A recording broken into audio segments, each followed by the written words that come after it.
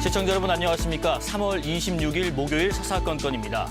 민주당 김부겸 전 총리가 다음 주 월요일 대구시장 출마 요구에 대한 입장을 발표합니다. 오늘 정청래 대표와 만남에서 김 전 총리는 어떤 조건을 제시했을까요? 대구가 지방선거 격전지로 분류되는 분위기에서 국민의힘은 어수선합니다. 당 일각에서는 주호영, 이진수 컷오프를 제거해야 한다는 의견도 나오고 있습니다. 정치권 소식 전 청와대 정무수석 최재성 전 의원, 국민의힘 김성태 전 원내대표와 함께합니다. 어서 오십시오. 예, 안녕하십니까. 안녕하세요. 김 대표님 짝으로 나오시면 꼭 그 청와대로 가시던데 최 의원님 뭐 전화 받으신 거 있으세요? 이분은 뭐 청와대 이제 이미 뭐 수석을 하신 분이기 네. 때문에 뭐 청와대보다는 제가 볼 때는 앞으로 예. 국정원장 내지는 아마 총리 후보감으로 이렇게 네. 모셔가지 않겠나 이렇게 봅니다. 오랜만에 나오신 만큼 더 자리 좀 오래 지켜주시면 좋겠습니다. 뭐 좋은 말씀 주셨는데 네. 저는 이미 이제 그 산속에 집 짓고 네. 은풍농을 살고 있어서 뭐 부르실 일도 없겠지만 갈 일도 없는 사람입니다. 알겠습니다. 오늘 정치 현안 얘기 좀 나눠보겠습니다. 자, 먼저 잠행을 이어가던 김부겸 전 총리와 정청래 대표의 만남, 두 사람 발언부터 한번 들어보겠습니다. 대구에서 필요한 것이라면 또 우리 총리님께서 원하신 것이라면 무엇이든 다 해드림 센터장이 되고 싶은 심정입니다. 정 대표께서 제가 도망 못 가도록 아예 퇴로를 다 차단하시고 그렇게 말씀하셨네요. 무엇보다도 대표께서 어떤 지방선거라는 한 계기만 생각하신 게 아니라 국민 통합, 국가 균형 발전이라는 큰 틀에서 이 문제를 보고 계시다는 말씀에 대해서 감사하고 또 든든합니다. 뭐든지 다 해주겠다. 김 전 총리는 또 든든하다고 보신 것처럼 화답을 또 했고요. 내일 그 민주당이 대구시장 그 후보 추가 공모도 하고 분위기도 조금 보신 것처럼 화기애애했습니다. 사실상 뭐 출마 초읽기인 것 같은데 김 전 총리 입장에서는 최 의원님 단순히 그 대구 경북 지역의 지금 여론조사 최근에 그 동향만으로 나서겠다 결심하지 않았을 것 같은데 대구를 위해서 여당의 정 대표에게 뭘 요구했을까? 일각에서는 그 대구 뭐 군공항 이전 그 정도 수준은 아닐 거라고 예상하던데 어떻게 생각하세요? 또 그게 엄청난 거죠. 예. 군공항 이전하고 이제 민군 통합공항. 네. 이거는 사실 굉장히 어려운 문제인데 아마 현안 내지는 수건으로 그만한 수위의 이 일들이 없을 거예요. 그래서 네네. 굉장히 큰 거고. 네. 근데 김부겸 전 총리께서 말씀을 아주 잘하신 건데 네. 정청래 대표하고 만나서 국민 통합과 지역 균형 발전이라는 그런 어떤 큰 의미를 갖고 네. 출마를 설득을 하시는 그런 것으로 의미 부여를 했어요. 그러니까 역시 김 전 총리답게 이게 대구로만 국한되지 않은 그런 이제 정치적 의미를 이제 얘기를 했다는 점에서 네. 오히려 그런 것들이 훨씬 더 큰 의미와 계기를 갖게 되지 않나 싶습니다.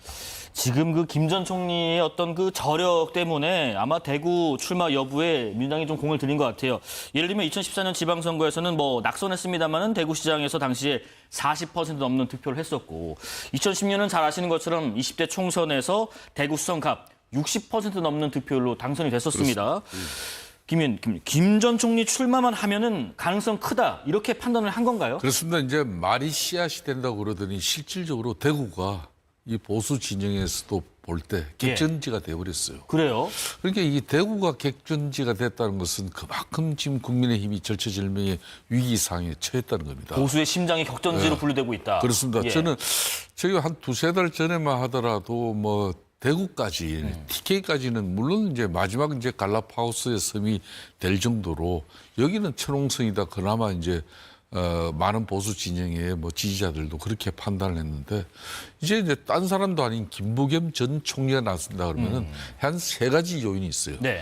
첫째는 이제 TK 그러니까 대구시에서도 대구 시민들이 거부감이 별로 없어요. 이번에 대해서. 그리고 더군다나 뭐 대구시 인근에 바로 상주 출신에다가 지역에서 또 그 어려운 수성도 사실상 대구에서 서울의 이제 국민의힘으로서는 강남 지역하고 비슷하게 봅니다. 네네. 그런 데서 또 당선도 되고 또 지난번 또 출마해도 하면은 40% 넘는 또 지지율이 나와요. 네. 그렇기 때문에 이분이 이제 그동안 이제 정청래 당대표를 비롯한 많은 또 이제 지도자급들이 이제 상고초를 했죠. 그렇죠. 결론은 이제 본인이 이제 등판하지 않을 수 없는 상황이 된 것이고 저는 그런 측면에서 이제 앞으로 이재명 대통령이 천맥에 했듯이 네. 이제 대구를 이제 미래 먹거리 산업이 지금 뽀족한 게 없는데 이걸 로봇 수도를 만들어 드리겠다. 그리고 가장 오랜 수건인 대구공항 이전을 현실화시키겠다. 뭐 이런 부분이 이제 구체적으로 나온다면은 더욱더 크게 이제 출렁일 수도 있죠. 예. 국민의힘으로서는 상당한 비상입니다. 최근에 그 대구 경북 뭐 정당 지지도 추이 그리고 오늘 발표된 지지도 좀 보면서 또 여쭤볼게요. NBS 여론조사 결과입니다. 대구 경북 지역 정당 지지도입니다. 3월 둘째 주에 지금 29, 25 이렇게 민주당이 조금 앞서는 양상이었는데 3월 넷째 주 엇비슷합니다만은 국민의힘 27%, 민주당 25% 차이를 나타내고 있습니다. 이 조사는 한국 리서치 코리아 리서치 인터내셔널 엠브레인 퍼블릭 의뢰로 3월 23일부터 25일까지 전국 만 18세 이상 남녀 1,002명을 대상으로 무선 전화 면접 방식으로 조사했습니다. 표본오차 95% 신뢰 수준의 플러스 마이너스 3.1% 포인트입니다. 최 의원님께서는 지금 오랜만에 정치 현안 말씀하러 나오신 만큼 대구 경북 민심 돌아가는 판세 쭉 지켜보시면서 이렇게 격전지로 분류될 양상까지 가고 있을 것이다라고 예상하셨는지 이 지금 민심이 어떤 메시지를 보내고 있다고 해석하고 계세요? 대구라는 그 도시에 예. 격전지라는 표현이 특히 시장 선거에서 예. 처음이잖아요. 낯설죠. 네. 그래서 사실은 누구도 예상 못했던 거고 누구도 경험하지 못한 이야기가 대구 격전지입니다. 네. 이렇게 됐다는 거는 결국 뭐 민주당이 잘해서 이런 측면보다는 국민의힘이 최근에 이런 국민의힘의 정치를 보면 그런 텃밭, 보수의 심장, 국민의힘의 그야말로 혈맥과 같은 대구 같은 데서도 격전이라는 말이 태동할 정도니까 결국은 원인을 국민의힘 정치에서 찾아야 되는 거죠. 저도 깜짝 놀랐어요. 아, 그래요? 이 정도까지는 어떻게 생각할 수 있었겠어요. 그래서 이게 이제 심상치 않은 거다. 예. 더군다나 김부겸 총리께서 사실 58년생이에요. 네. 오세훈 시장하고 3살 차이밖에 안 나고 홍준표 시장, 김문수 전 이 지사하고 좀 그 친구시잖아요. 밑에거든요. 네. 그러니까 비슷한 네네. 또래거나 밑에예요. 그럼 무슨 얘기냐면은 대구에서 김부겸 전 총리가 만약에 시장에 당선되는 의미는 더 큰 정치적 의미가 있기 때문에 그야말로 대구 이 유권자, 대구 시민들 입장에서는 단순히 우리 지역을 발전시킬 수 있는 대안으로서의 김부겸. 또 국민의힘 정치에 실망한 네. 그런 분들이 그냥 단순 이동하는 그 목적지로서의 김부겸. 이런 것을 뛰어넘는 정치적 의미를 읽을 수 있는 판이에요, 유권자들이. 네네. 그래서 이거는 격전지이자 엄청난 정치적인 그야말로 태풍의 눈이 이제 대구가 되는 거죠. 그러면은 지금 김 대표님 어쨌든 국민의힘에서 지금 후보를 내야 되고 지금 과정 중인데 어제 나온 그 여론조사 결과 보면은 김 전 총리가 컷오프된 주호영, 이진숙 두 분 포함해서 국민의힘에서 대구시장 나간다, 뭐 나갈 준비한다라는 거론된 사람들 모두 한번 붙여봤어요. 가상대결 해봤더니 그나마 이 전 위원장과 주 의원 격차가 좀 적은 걸로 나타났어요. 이러다 보니까 지금 당내에서 당장 지금 대구 공천 과정에서 컷오프한 거 이거 원점 재검토해야 되는 거 아니야? 이거 어떻게 해야 되는 거예요? 이미 뭐 기차는 떠났는데 네. 그 기차를 다시 뭐 세울 수도 없는 것이고 그건 어렵다. 예. 제가 볼 때는 이정현 공관위 위원장이 지금 이번 공천판을 갖다 저는 제대로 못 읽었다고 봅니다. 그래서 국민의힘이 좋은 시절에 네. 이런 방식의 공천이라면은 그나마 이제 특히 이제 상당히 지층이 좀 좋은 그 지역 같은 경우는 큰 변화와 또 어떤 쇄신을 통한 핵심 공천이 수도권 유권자들에게 변화된 어떤 그런 당의 이미지, 계획적인 이미지로 이렇게 소구력을 확보할 수 있지만은 지금은 되려 그게 아니거든요. 당의 핵심과 변화는 없는데 공간이만 핵심을 주창한다고 지금 이제 국민들 그걸 그대로 수용하고 받아들이냐. 네. 거기에 따른 큰 괴리가 있어요. 그럼에도 불구하고 이정현 지금 공관위 위원장은 핵심 공간 공간이다 하면서 지금 핵심 공천을 주창하고 있지만 바로 이제 이런 문제가 생기는 겁니다. 그렇다고 이제 지금 남아 계신 분들이 뭐 경쟁력이 저는 없다고는 보지 않습니다. 그렇죠. 윤재욱 전 원내대표나 뭐 이런 분도 경찰대 뭐 수석 입학자로서 졸업하고 사실상 이 보수 진영에서는 아주 합리적인 어떤 그런 정치인으로서 저는 상당히 유망한 분이고 네. 그리고 이제 뭐 추경호 전 원내대표도 경제통 아니겠습니까? 그래도 보수 진영에 내놓으라 하는 경제통으로서 뭐 지금 현재 대구 경제가 상당히 침체되고 있고 미래지향적인 대구의 변화를 위해서는 상당한 준비된 사람이에요. 이런 분들이 이제 앞으로 이제 선전을 하면 달라질 건데 왜 처음부터 그냥 이진숙이든 조호영이든 그냥 공정한 경선 룰 세팅으로 경쟁력을 만들어냈으면 이렇게 공천 뭐 자범이라든지 혼란 이런 걸 갖다 막을 수 있는 건데. 경선을 애초에 붙여버리지. 그래서 날싸게 붙이면 될 일을 네. 갖다 이 핵심 공천이라는 미명으로 이렇게 더 큰 혼란을 자초하는 그런 문제가 있거든요. 기준이 뭐냐 이런 얘기 나오고. 그렇죠. 네. 그렇기 때문에 제가 볼 때는 김부겸 전 총리는 분명히 경쟁이 있는 사람입니다. 또 아까 우리 최재성 수석께서도 이야기했지만 대구 시민들이 이참에 우리가 대구시장을 만들 것뿐만 아니라 김부겸 전 총리 같은 경우는 대구시장 성공해버리면은 이재명 대통령 임기하고 같이 가버립니다. 자기 대권 주자로서 그 정도. 민주당 내에서 예. 국권왕에 설 수도 있어요. 그럼 대구 시민이라는 거는 한번 좀 기존의 인식을 바꿔볼 수도 있는 그런 큰 계기가 또 오는 거예요. 이래저래 지금 여러 가지 우려가 되는 사항이 많습니다. 알겠습니다. 예. 보통 이제 각 정당이 험지라고 얘기하는 데에서 가끔 이제 이변이 일어나잖아요. 예전에 민주당의 손학규 대표가 처음으로 분당에서 당선될 때, 또 그 김부겸 전 총리가 대구에서 국회의원 당선될 네. 때, 이런 게 결국은 그 정치적 무게와 장래를 보는 거거든요. 그렇죠. 그런데 이렇게 돼 있잖아요. 이번에 시도지사 선거가 끝나면 당선된 분들이 임기가 4년 후 아니에요?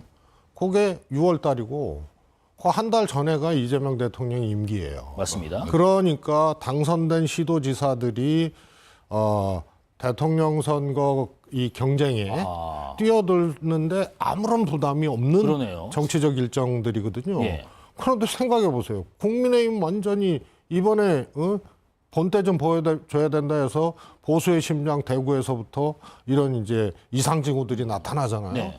그런데 민주당에서 온 후보가 그냥 뭐 고만고만한 후보가 아니고 총리 지내고 대구에서 국회의원 하고 그리고 대구로 김부겸 총리가 과거에 국회의원 출마하게 된 계기가 지역구도 타파 국민 통합을 위해서 수도권 지역구를 버리고 간 거거든요. 그래서 1승 3패한 거예요. 그런 김부겸을 알죠, 대구 시민. 근데 이번에 당선되면 대권 후보 경쟁력 있는 대권 후보가 될 수 있다 그러면 상대방 국민의힘 상대방의 민주당 후보가 정치적으로 의미 있고 매우 크니까 야 국민의힘 싫어. 이번에 정신 차려야 돼 하는데 이동하기가 너무너무 좋은 카드가 있고 거기에 정치적인 일정도 훨씬 더 큰 정치적 행보를 할 수 있는 스케줄이 기다리고 있기 때문에 네. 제가 보기에는 격전지라는 표현이 맞지만 국민의힘이 정말 큰일 났다. 그리고 김부겸 총리의 저는 당선 가능성을 감히 매우 높다고. 매우 높다. 지금 그 국민의힘 장동혁 대표가 어제 저희 방송에 출연해서 그런 얘기를 했습니다. 주호영 의원이 당을 위한 결정을 할 거다라고 말했습니다. 과연 그랬을까요? 오후에 주 의원이 컷오프에 대한 효력정지 가처분 신청을 먼저 하고 긴급 기자회견까지 열었습니다. 어떤 발언인지 한번 들어보겠습니다. 가처분 신청으로 정치적 문제를 법원으로 끌고 가는 것이 안타까운 현실이긴 합니다마는 더 이상 당권과 공천권을 한시적으로 쥐고 있는 세력들이 반대 세력을 억압하거나 자신의 세력 확장을 목적으로 공천을 악용하는 패습을 법원을 통해서 밖에 바로잡을 방법이 없기 때문입니다. 저에 대해서 자행된 불법적이고 원칙 없는 컷오프를 무효해 주실 것을 기대합니다.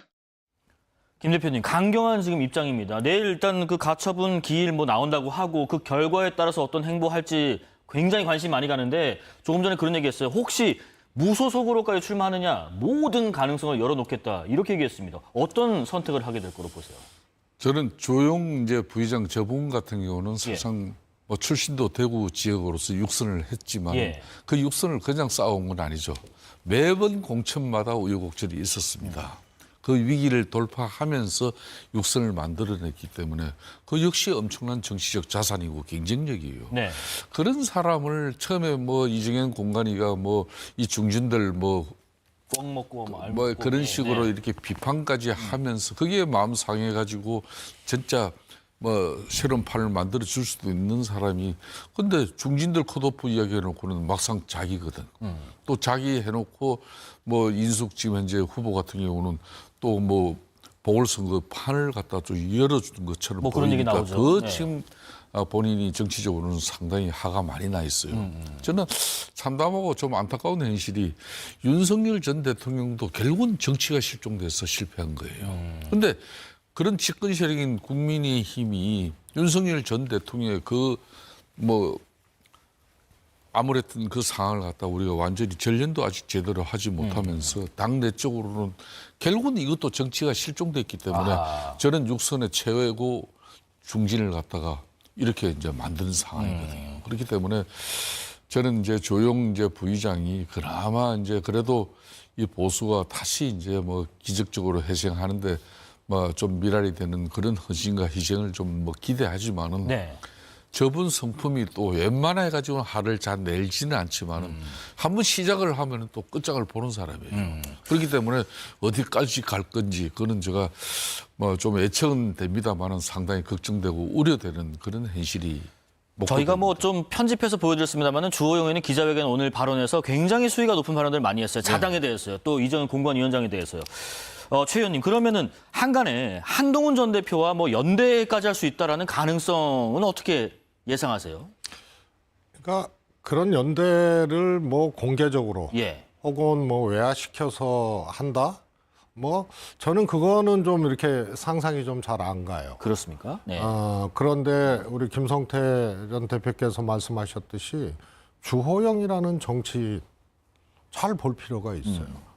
이제 민주당 사람들 입장에서는 상대적으로 이제 합리적인 분이시고 또 주호영 이 부의장님의 인품에 대해서는 여야가 공히 다 평가를 하고 인정을 하죠. 제가 보기엔 저 정도 하시면요. 네. 정치적인 계산을 안 하시는 거예요. 아, 그렇습니까? 엄청난 모멸감과 모멸감이죠. 그다음에 보수의 심장 대구에서 이번에 너네 혼나봐라.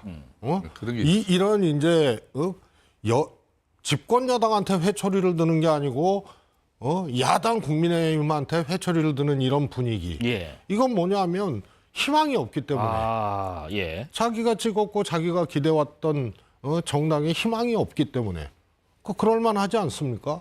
그래서 주호영 부의장님의 심정도 지금 당이 조금 그래도 희망이 있고 아주 금도를 지키고 잘 열심히 하려는 그런 모습들이 있으면 본인한테 그런 컷오프라는 정치적인 어떤 이 어려움이 와도 저는 저분이면은 능히 그거를 감내를 하고 당을 위해서 네. 승복하고 저는 한다고 봐요. 근데 저 정도 나온다는 건 그거는 이미 정치적 계산을 떠나서 이 당 안 되겠다. 이 사람들 안 되겠다. 저는 이거 아닌가 싶어요. 그래서 거기까지. 외형적으로 한동훈 대표하고 공개적으로 뭐 연대를 해서 무소속 출마를 하거나 이런 형태보다 그건 뭐 자연스럽게 이루어질 수는 있겠죠. 네. 그러나 저분 개인은 제가 보기엔 매우 혹독한 지금 결단을 한 거다. 저는 그렇게 보고 싶어요. 경기 지역도 지금 굉장히 많은 관심 갖고 있는데 추가 공모를 한다고 하잖아요. 그런데 국민의힘에서 이정현 공관위원장이 글을 하나 올렸더라고요. 경기는 대한민국 경제를 설계해본 인물의 결단이 요구되는 시점이다. 이름을 굳이 말하지 않아도 국민은 알고 있다. 저는 잘 모르겠습니다. 김 대표님 누군가요? 저는 뭐 저 내용 그대로 뭐 정치적 의미를 부여하면은 아마 유승민 전 대표를 유승민 전 의원이다. 전 대표를 예. 얘기하지 않겠나. 원래 유승민 전 대표가 이제 경제 민주화도 이야기하면서 특히 정치 없는 뭐 복지는 허구다. 예. 그렇게 해서 박근혜 전 대통령과 정말 완전한 결별이 이루어지고 그때부터 이제 이 보수 진영이 엄청난 이제 갈등 구조 속에 빠진 막 그런 중심 인물이기도 하지만은 그렇지만은 이 보수가 합리성만 추구하다가는 보수도 힘들어진다. 네. 그래서 늘 개혁 보수를 주창하고 더 나아가서 중도로 이렇게 지향점을 넓혀가는 그런 보수로서의 성찰과 변화가 없으면은 이 보수도 엄청난 이제 시련과 고통이 따를 것이다. 늘 이런 얘기를 주장하는 사람이거든요. 네. 자, 저 양반의 가장 유승민 전 대표의 가장 큰 강점은 누가 봐라도 경제죠. 경제를 아는 사람이고 경제를 정치적으로 또 이걸 잘 접근하고 또 풀어나갈 수 있는 그런 역량, 국가 경제를 설계할 수도 있는 그런 뭐 풍부한 경험도 있고 그렇기 때문에 제가 볼 때는 이정현 공관위 위원장이 저런 내용을 다룬 것은 지금 일간에 이제 김문수 전 이제 후보 네. 이분은 이제 경기도지사를 2번이나 했죠. 그렇지만 김문수 후보를 경제를 설계한 사람이다 이렇게 이야기하기는 좀 그렇지 않겠습니까? 물론 이제 김문수 후보도 오늘날 경기도의 그런 GTX 뭐 이런 걸 다 설계하고 까는 네네. 사람이지만은 저 내용 그대로라면은 저는 유승민 전 대표 쪽에 가까운 내용이다. 뭐 그렇습니다. 저렇게 저는 좋아요. 저런 내용을 지금 한가하게 저런 페이스북에 저런 걸 올리고 그냥 뭐 이렇게 분위기 살필 지금 겨를이 없어요. 상고초려가 아니라 식고초려를 해서라도 당의 기조를 그리고 당의 노선을 변화시키는 그런 당과 공관위 위원장이 결심을 하고 정말 이 보수의 위기를 갖다 같이 함께 이제 뛰어들 그런 전사들에 대한 최소한의 판이라도 좀 깔아줬으면 그런 바람이 있습니다. 한 가지 얘기만 더 하고 좀 넘어갈게요. 최 의원님, 지금 이정현 위원장의 공천 그리고 컷오프 기준 이 일련의 흐름들에 대해서 종합적으로 어떻게 평가하고 계세요? 우선은 이런 거 아니에요? 잘 되는 정당, 그러니까 지지율이 높고 선거를 앞두고 정말 이게 정말 기세가 좋은 그런 정당과 지금 국민의힘 사정처럼 아주 뭘 해도 안 되는 이런 정당에 이제 두 가지 이 정당이 있다고 하면은 잘 되는 정당에서는 저런 얘기가 괜찮아요. 기억나시겠지만 윤석열 대통령이 집권하고 유승민 전 의원이 경기도지사 나가겠다고 이미 출마 선언하고 뛰고 있을 때 누굴 보냈습니까? 김은혜 의원을 보냈어요. 그래서 제가 어디서 그랬어요. 저건 대통령발 자객이다. 근데 누구도 김은혜 의원이 이 일이라고 생각을 못했어요. 국민의힘 도지사 경선에서. 김은혜 의원이 간발의 차이로 이겼잖아요. 네. 유승민 그냥 자객한테 당한 거죠. 힘 좋을 때, 정당이 그냥 기세가 좋을 때는 저런 말 한마디가 엄청난 위력을 발휘하는데 지금 저건 후보가 없다는 얘기 아니에요. 그리고 대구에서도 경제를 아는 사람, 여기서도 경제를 얘기를 하는데 저러다가 만약에 유승민 의원이나 이런 분들이 나는 뭐 그거 받아들이지 않는다고 보거든요. 출마 안 한다고 봐요. 그렇게 되면은요, 저게 아주 최악의 발언이 되는 거예요. 그래서 그 다음에 국민의힘으로 공천받은 경기도지사 후보는 경기도민들이 보기에 완전히 자존심 상하는 거죠. 헬레다가 안 되니까 이 사람 나왔구나. 대신 누구 내세웠구나. 그래서 저거는 힘 좋을 때, 기세 좋은 정당에서는 저건 파괴력이 있는 전략일 수 있는데 그러지 않은 국민의힘 형편에서는 저거는 정말 우리는 아무것도 없습니다.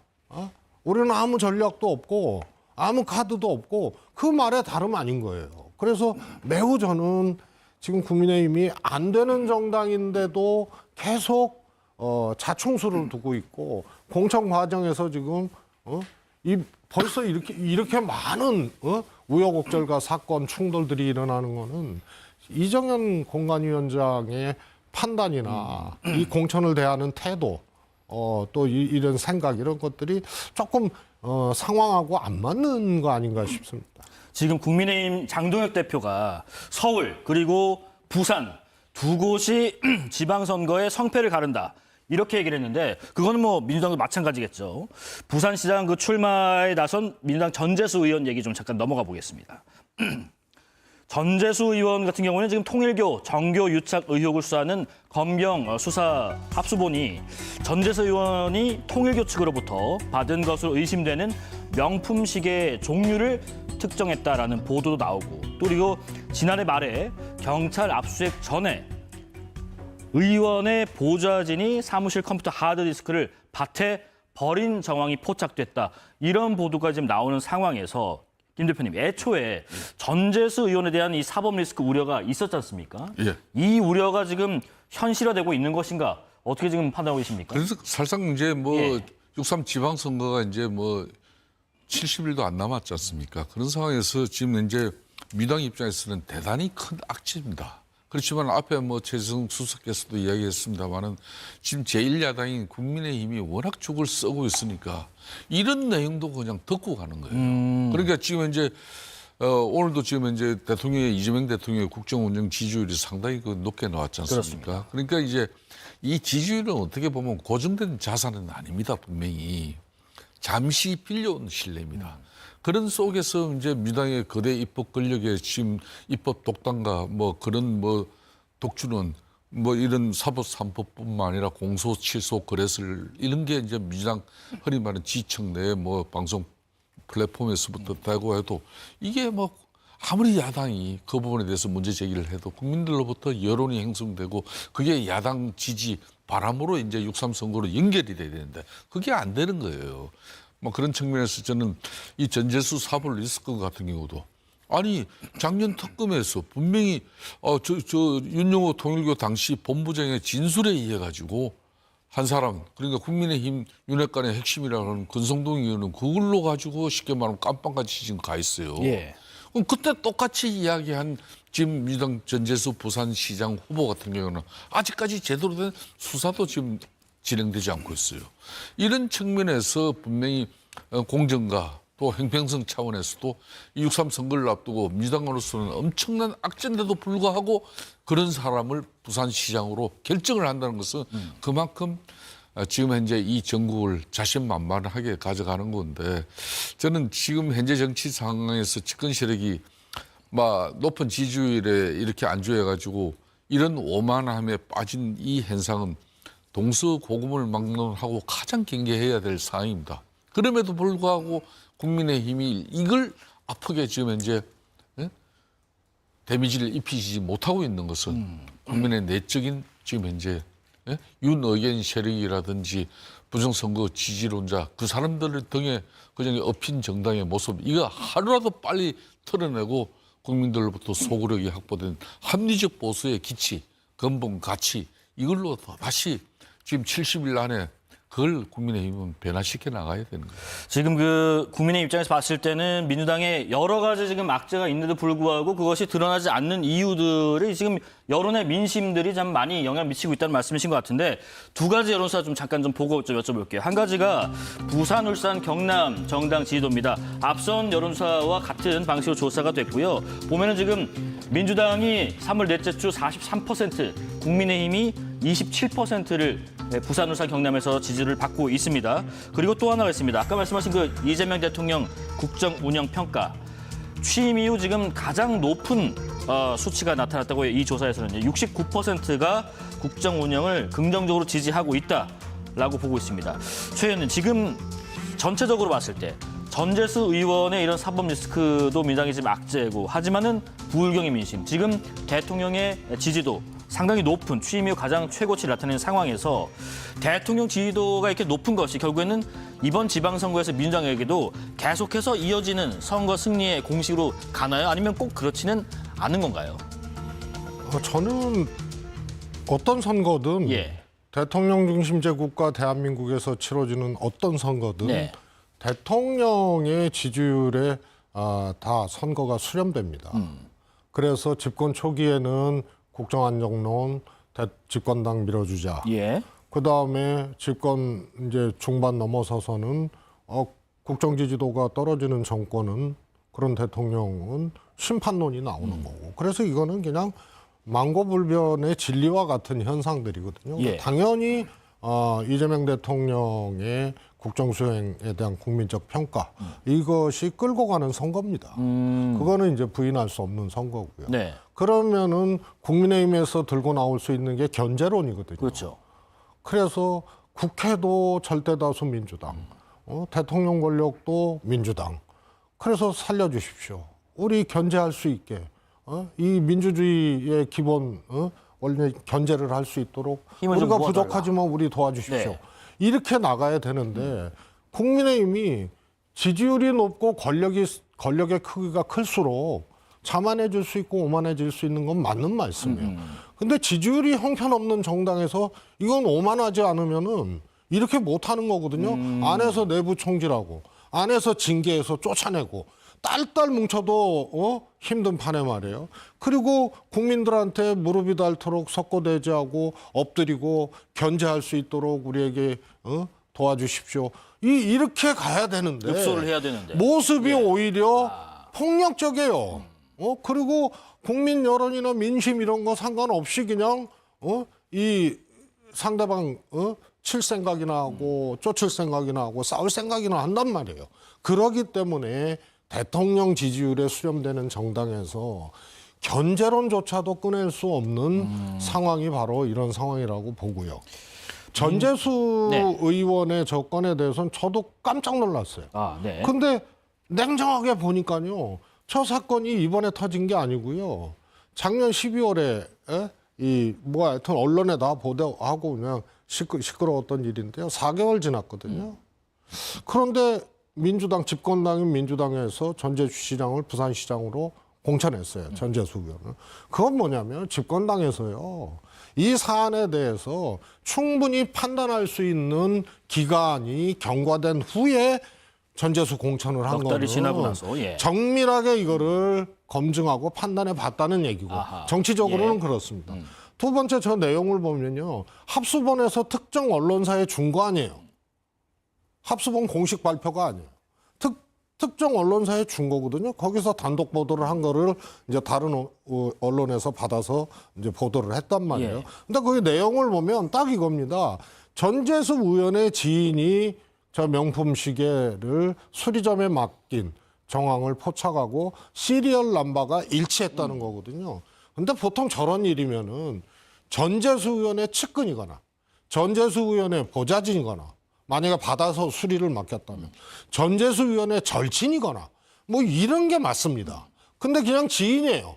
그래서 이 지인하고 전재수 의원의 관계가 저런 거를 뇌물로 혹은 부당하게 받은 명품 시계의 수리를 맡길 정도의 관계라는 이 표식이 아무것도 없이 그냥 지인이고 지인이다. 전재수 의원 예. 측은 그 지인이라는 사람이 통일교와 관계 있는 사람이다. 그래서 나는 모른다. 그리고 나는 상관없다라고 얘기를 하는 거예요.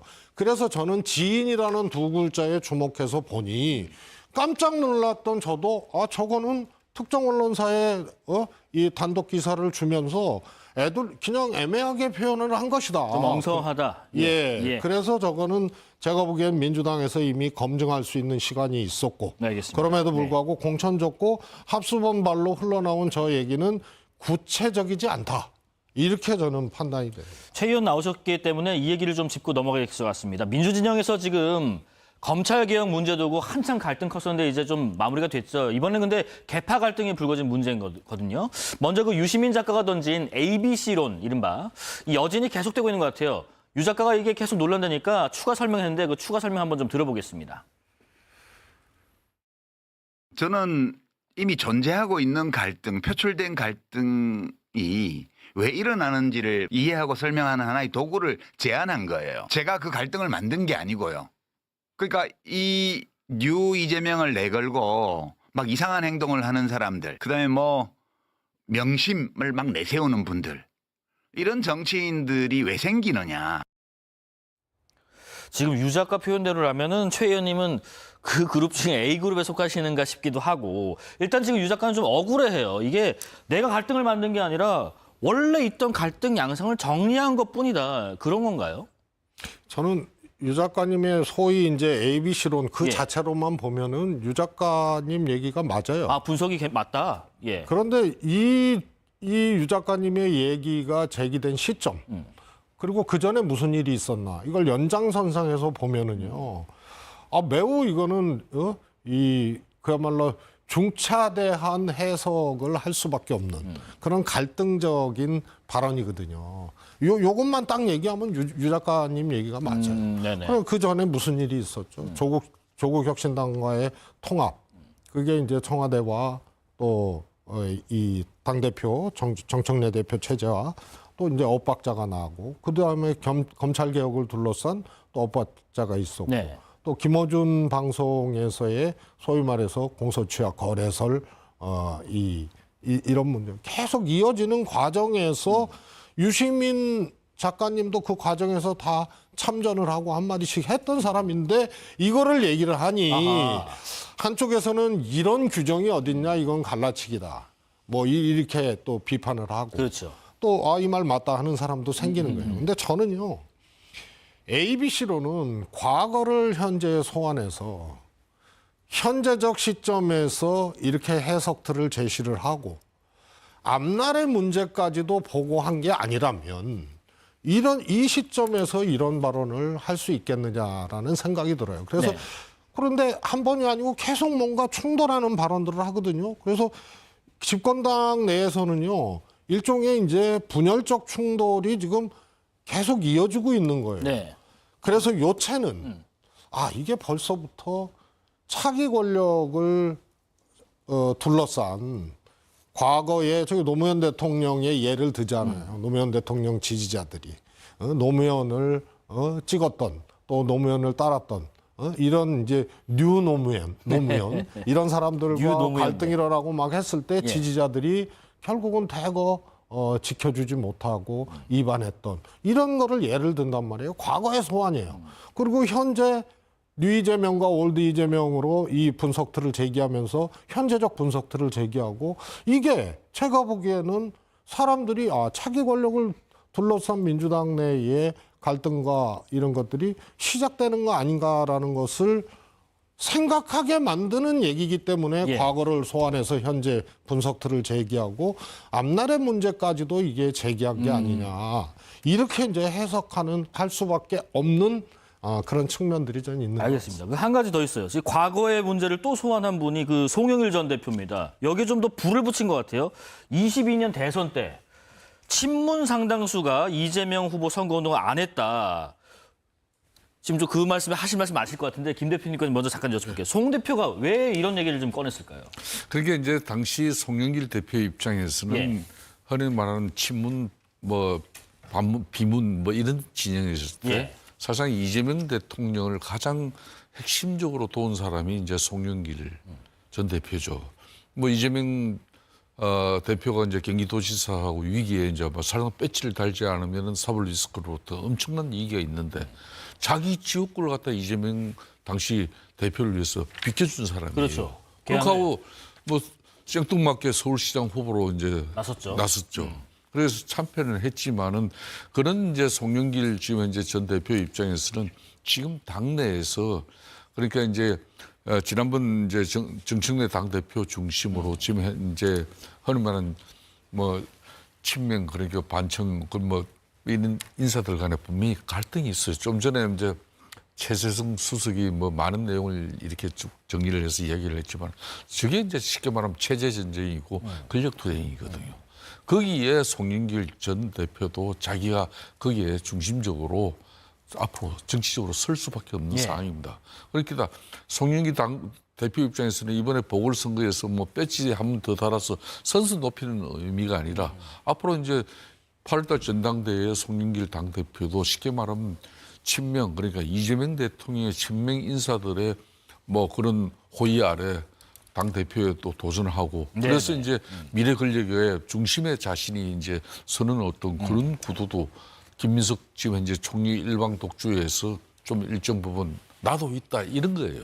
그런 측면을 저렇게 유시민 작가가 ABC 이론 가지고 송영길 대표 입장에서도 자기의 어떤 그런 위치를 찾았다고 저는 저 내용으로 알겠습니다. 보고 있습니다. 송 전 대표가 친문 책임론을 제기하고 그래서 뉴 이재명 세력에 소고를 하고 있다.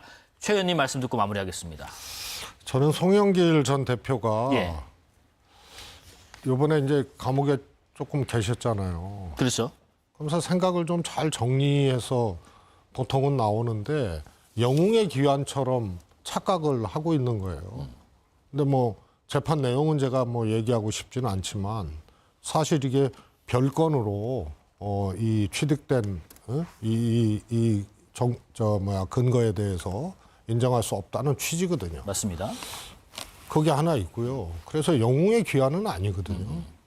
당에 어떤 식으로든지 도움이 되는 그런 행보를 해야 되는데 저렇게 근거도 박약한 저런 얘기를 하시는 이유를 모르겠고요. 그다음에 두 번째 이재명 대통령한테 개항을 지역구를 양보를 하고 본인은 서울시장 나왔다. 맞는 얘기인데요. 그 전에 대선 과정에서 총괄위원장을 했잖아요. 그런데 그때 한 얘기가 있어요. 다음 총선에 출마하지 않겠다. 그래서 어떻게 보면은 선출직에 출마하지 않겠다라고 대통령 선거 당시에 공언을 했던 먼저 사람. 선언했네요. 네. 물론 이재명 대통령이 당선이 안 됐죠. 그때는 윤석열 대통령이 됐죠. 그래서 그러면 보궐선거는 출마해도 되고 다음 총선 안 나가고 뭐 그런 얘기인지. 그래서 정치적으로 본인이 아주 절실했던 대통령 선거 시기에 얘기를 한 것에 대한 정치적 책임은 어딘가 실종돼 버리고 영웅의 귀환처럼 얘기하면서 오히려 당대표라든가 정치적인 크기를 본인이 더 키워나가는 걸로 해석되어지잖아요. 그래서 저는 저 말이 옳으냐 그르냐를 떠나서 근거도 박약해요. 우선 정치인으로서 출마하지 않겠다고 했던 것에 대해서도 국민적 이해나 당의 이해를 충분히 구하고 그러면서 다시 정치를 재개를 하는 이거를 다 빼먹고 저렇게 분열적인 이 주장을 하시는 거에 대해서 저는 유시민 작가님도 그렇고 거기에 반론을 제기하는 사람도 그렇고 송영길 대표도 그렇고 집권 1년차 대통령 지지율이 이렇게 높은데 집권당 내에서 이런저런 얘기 특히 차기 권력 구도 얘기까지 나오는 거는 절대 안 되기 때문에 알겠습니다. 이제 고마해라. 이렇게 말씀드리고 싶습니다. 네, 정치권 소식 말씀 나눠봤습니다. 전 청와대 정무수석 최재성 전 의원, 국민의힘 김성태 전 원내대표와 함께했습니다. 고맙습니다.